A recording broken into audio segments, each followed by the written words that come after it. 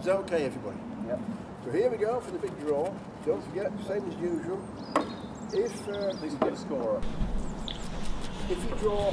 Hello there, my name's Matt McKechnie and I'm from Barnsley U3A. I'll tell you about the U3A in a minute, but today I want to talk to you about cricket, but not just cricket but walking cricket.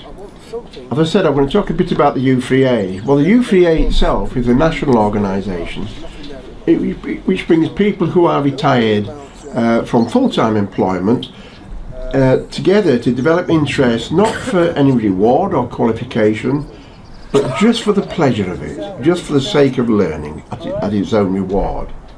So it's not a university in that sense, but across the United Kingdom there are over 1,000 U3As set up in different towns, and the U3A has over 400,000 members across the country. So that gives an idea of how big it is, and indeed I live in Barnsley and we have over 1,000 members just in Barnsley alone. So when we start talking about sports and we start talking about people of a certain age as I am, there is sufficient evidence out there that tells us that we need to keep our minds and our bodies as active as we possibly can to enable us to preserve well-being for as long as we can into our sort of retirement years. And so there are many groups set up ranging from all sorts of things, poetry and writing and walking, and of course walking cricket. So how did walking cricket start? Like all groups in the U3A, groups start with an idea and enthusiasm from one person. In the case of walking cricket, that happened to be me. And when I researched the internet and from YouTube, I couldn't find really anything, but I did find where I could get some rules from, and the idea was formulated. But I did know that I needed three things then to make it develop further. I needed something to play with, because it's a team sport, somewhere to play, of course, and some equipment to play with. So having gathered some ideas about rules, I put an interest list up and asked around the U3A where I am in Barnsley, and I had this theory that if there's over 1,000 members, there must be at least 20 that like cricket, and I was surprised and gratified to find there was quite a few. To the extent that I wound up setting up 2 cricket groups because there was too many for one group. So that's how we started. So having got the people, I then needed to find somewhere to play. And we wanted to play outside in the summer. Why wouldn't we? Everything I'd seen about walking cricket had been inside gymnasiums. We wanted to get away from that and make it more like, much like the real thing as we can do. So we found a five-a-side AstroTurf football pitch with a local miners welfare club which we're using, and we consider that to be our home ground. And the clip that you're going to see, or that's running as you're hearing me speak this, shows how that all works. And in general, the walking cricket, there are 2 groups of 6 or 8 players. Everybody bats and bowls, and of course everybody walks. And normal cricket rules apply, apart from slight variations. For example, we don't use a hard ball, it's a softer ball. We use plastic bats, and there's only 15 yards between the wickets.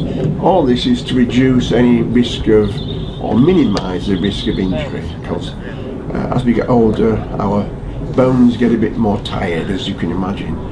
When I was a youngster, I used to play first class cricket with in the Bradford League, and of course we used to run around with everybody else and dive for catches, and I haven't seen many catches caught, and as you'll see in the clip we're playing, that it's not designed that way.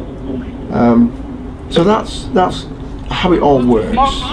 But if I've got a vision for the future, it's about groups being set up across the country. We are the only cricket in Yorkshire. Groups being set up in all over the country, both within the U3A and of course outside the U3A. So it can be a growing sport in as much as walking football and walking rugby is at the moment. So we've got a chance to play other teams. So that's the vision for the future. So I want to thank you for watching this, and you'll see my name and details. Please feel free to contact me for any further information. Thanks very much. Hello there, Rhiannon. Hello. Now you volunteered to be the Wednesday group scorer, but also the treasurer. Why is that? Well, I decided to join this new group what you set up because it forces me to meet people.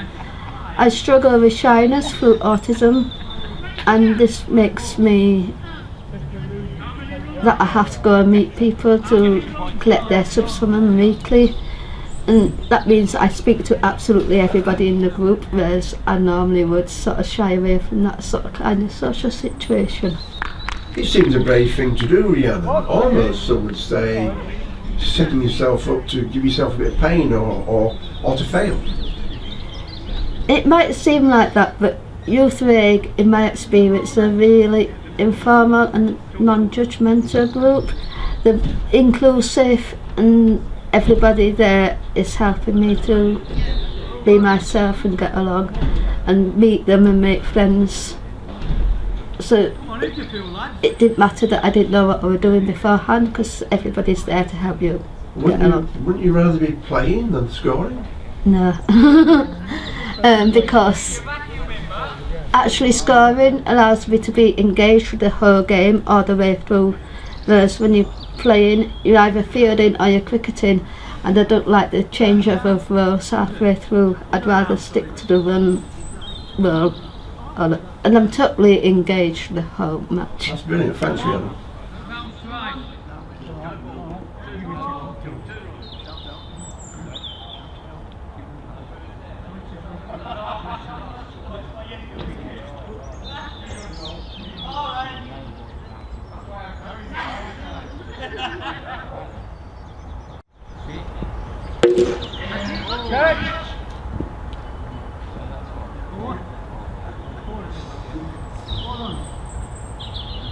Stay there, it's coming your way.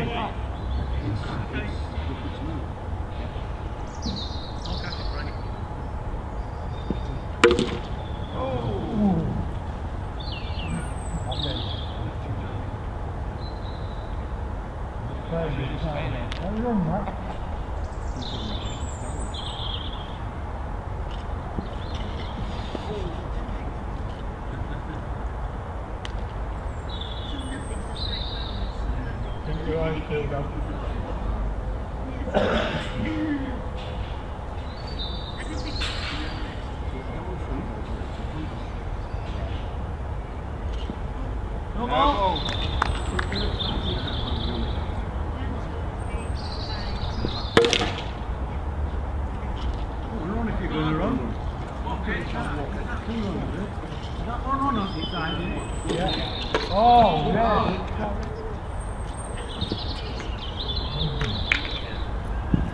Yes. Go on, go on, come on, come on, come on, come on. Okay. Come on, right.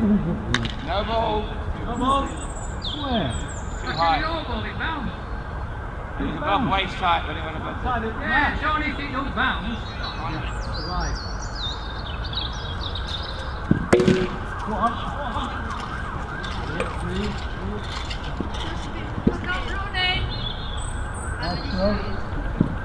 Whoa, yeah.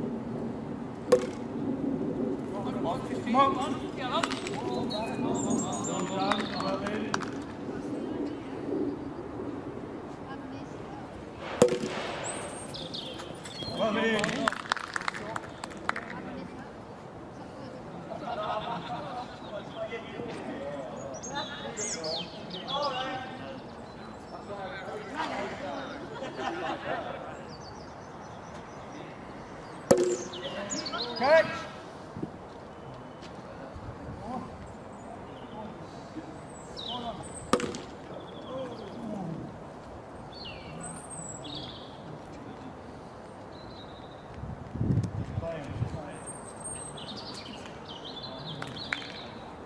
Nice ball, well done, Eddie.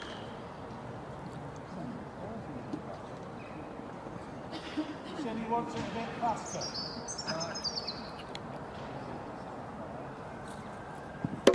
Yes! Go on, go on, go on, go on, go on, go on, go on, go on.